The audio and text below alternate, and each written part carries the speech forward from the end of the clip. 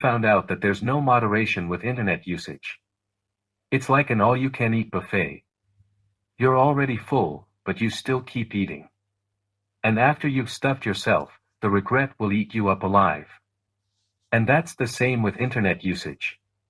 It's so tempting and satisfying, and available everywhere.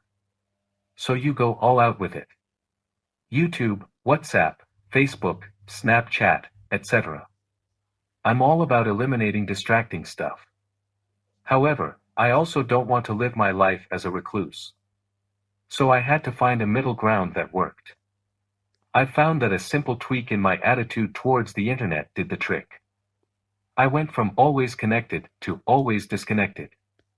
In practice, it works like this. On my phone, Wi-Fi and mobile data are standard off. I only turn it on when I need it. On my laptop, I use an app called Self-Control during the times I work. Try Focus Me for Windows. The app blocks distracting sites.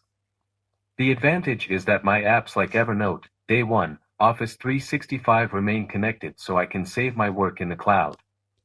Always connected isn't a good thing for your focus and productivity. It's the same as going to the gym, or having dinner, or having a romantic evening with your partner. You don't do those things for 24 hours a day. You do them for 30 minutes, an hour, or a few hours. Too much of those things is simply not effective. Being disconnected from the internet has worked wonders for me. I don't feel the urge to check my smartphone, email, or the news 500 times a day anymore. And after a while, you feel like you're not missing out on anything. That brings a sense of calmness to your life. I also get more out of my days. I achieve more things than ever, feel less distracted, and have more time to spend on the things that make me happy. At the end of the day, the internet is just a tool. However, some of us think it's everything. But I'm pretty confident that, in years from now, I will not look back and regret that I didn't spend enough time on the internet. Can you imagine? You're on your deathbed, and you're saying this to your family.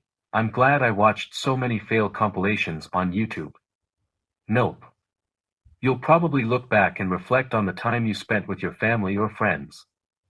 Or the memories you made when you were traveling. Or how much you enjoyed your work. So cut the crap with the internet. It's not giving you anything but frustration. And after reading this article, disconnect. You will get some withdrawal symptoms like grabbing your phone 100 times. Or hitting the F key on your keyboard, for Facebook, all the time. But I'll promise you this, disconnecting will help you do more. And that's what life is about. The single biggest reason most people procrastinate in life. For most of my life, I've been a habitual procrastinator.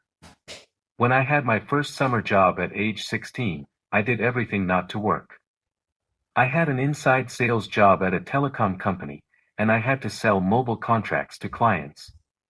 The company had software that would automatically call the next client when you finished a call. So you would be on the phone constantly, but I found a way around that process. After every call, you had to log your activity on the system. Things like, client is interested, but has to discuss it with her grandson. Yes, I sold to a lot of elderly people, not proud of it. As a professional procrastinator, I took a lot of time to craft a lengthy summary of the call. When my manager asked me about my low number of calls per day, I told him, if one of my teammates calls the client, they know she had to talk to her grandson. That's valuable information, right? I did everything to put off the next call. I also procrastinated during my years at university, pursuing a master's degree in marketing. I always waited until the last moment to finish an assignment or study for an exam. I even procrastinated when I worked as a freelance marketing consultant after I graduated. I'm doing research.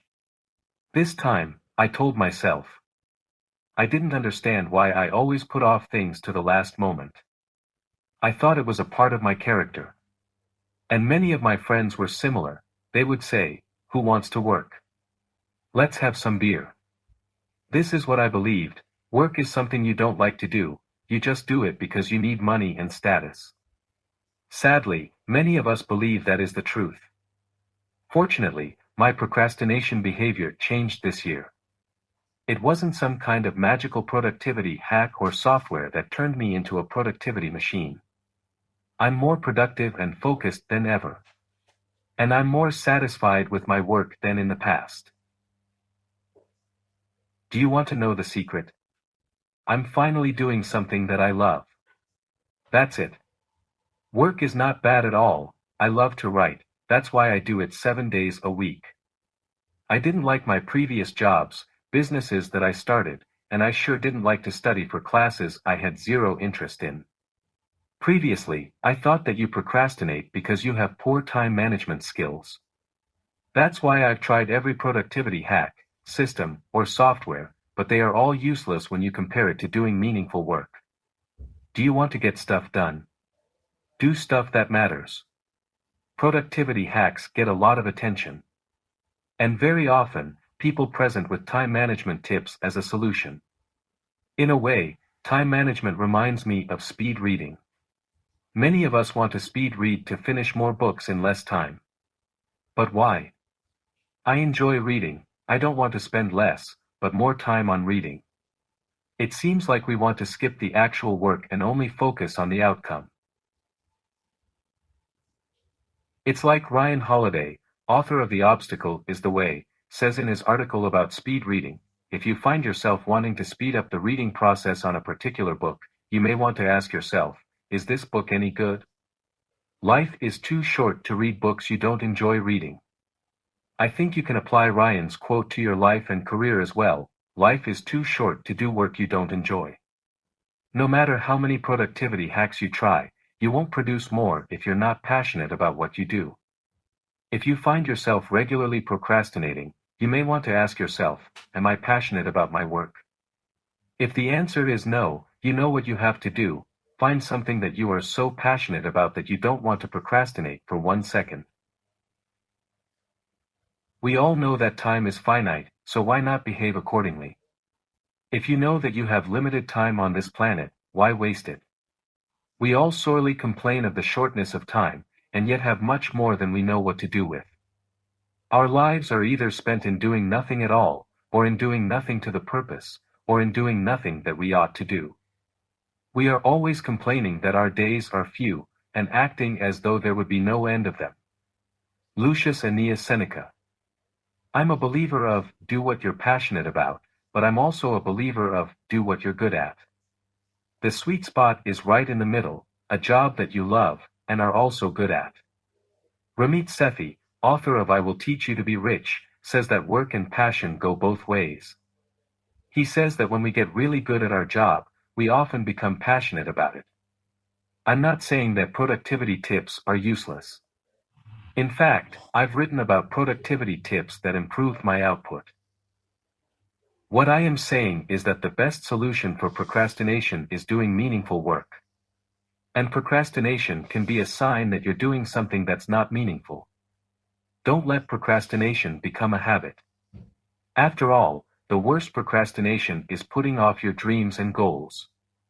If you're waiting for the right time, Benjamin Franklin says, you may delay, but time will not. If you don't listen to me, listen to him. This ancient habit will maximize your focus. Ever since I was little, I worried about many things. My favorite topics were money, health, and my future. What's your favorite topic to worry about? And don't tell me you never worry or fear nothing. Because if you have zero fear, that means you're a robot. Everyone spends time thinking about things that will never happen. Because that's what fear is.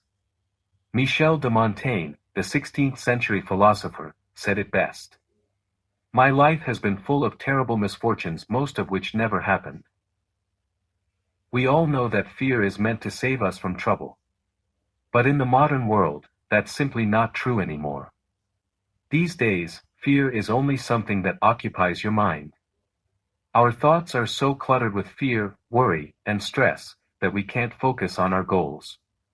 In my personal experience, living a full life has nothing to do with the resources or opportunities you have. It's about knowing what you want, and also knowing how you can get it. That's why you need to be focused every day. Without work, no goal will ever be achieved. That's why I want to share one ancient habit that stood the test of time. This habit has proved itself over and over again. The power of having a mantra. I'm not a spiritual person. I believe in coincidence and luck. I also don't believe in some kind of spiritual energy that we can't see. I'm a pretty skeptical person. But I'm also a pragmatist. I believe in what works. That's why I never challenge religion or spirituality because it works for millions of people. In fact, I study religion, cultures, and different beliefs that people have. And one thing that I've learned from religion is how useful a mantra is. Most of us have heard about it, but few of us have one or, let alone, actively practice it. What is a mantra, anyway? A good definition I found online is this. A mantra is a sacred utterance, a numinous sound, a syllable, word or phonemes, or group of words in Sanskrit believed by practitioners to have psychological and spiritual powers. Mantras exist, in some shape or form, for centuries. You can find them in Hinduism, Buddhism, Taoism, and Christianity.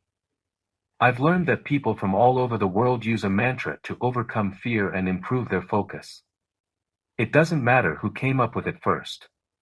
What matters is that it works. My favorite example of someone who applies it is Floyd Mayweather. Yes. The boxer. Mayweather might be a controversial figure that people either love or hate. But he's also considered as the best boxer of all time. Not one of the best. The best. He has a record of 50-0. And he never even came close to losing. His recipe for success. A lot of talent, that's for sure. But, the man also has a crazy work ethic. And he's been training ever since he was a baby. I've been following him for years. I don't care about his cars or money. I watch his training videos to see whether I can learn something that I can apply to my own life. A person with those kinds of results must do things right. You can't deny that. A few years ago, I noticed something that seemed like a promotion technique at first. Mayweather often repeated the same phrase. Hard work. Dedication. It sounds like a lame company slogan. He says that while he works on the heavy bag, speedball, pads, and even while he's running.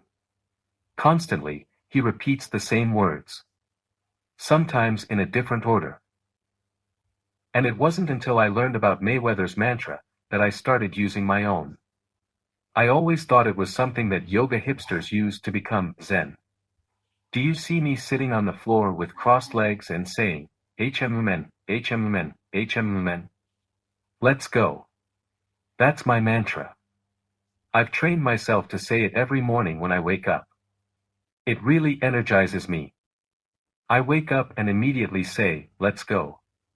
I've experimented with different mantras. In particular, ones that you repeat more often. But I've found that it's not my thing. I'm a pretty direct and no BS person. I prefer something short and powerful. Not only do I say it when I wake up, I also say it before I start working. Or, when I want to start my workout. Let's go. Give it a try. It works really well for me because it changes my state of mind to action. Especially when I feel afraid or powerless in life, I try to force a change in state. You know that platitude, the only way out is through. I believe that's true. And if you want to get through things, you need action. After you start using your mantra, you get into a worry-free zone. This is one of the most effective things I've found in all of personal growth. I highly recommend a mantra for everyone. All you need to do is pick a slogan that helps you to get focused, and that changes your state. Give it a try now. But I don't believe it. Pessimists say, just saying 3 words won't help you with real problems. To those people I say, what will help? Drowning in your own misery. Being paralyzed. Never taking action. Complaining. Feeling bitter about life.